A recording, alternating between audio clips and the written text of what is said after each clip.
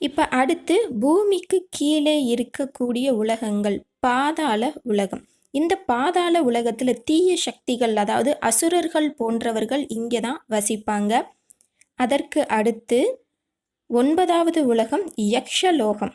யக்ஷர்கள் நிறைய மயக்கக்கூடிய சக்திகள், அதாவது மெஸ்மரிசம் அப்படின்னு சொல்லக்கூடிய ஒருத்தரை வசியப்படுத்தக்கூடிய சக்தி தெரிஞ்சவங்க இந்த இடத்துல வசிப்பாங்க.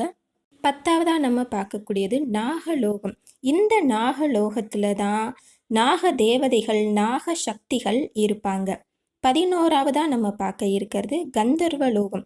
இந்த கந்தர்வலோகத்தில் இருக்கிற ஆண்களும் பெண்களும் மிகவும் அழகான உருவம் உடையவங்களாக இருப்பாங்க. அவங்களுக்கு உருவம் மாறுகிற சக்தியும் வசிய சக்தியும் செய்யக்கூடிய சக்தி படைத்தவர்களாக இருப்பாங்க. 12வது கிண்கிணிய லோகம்.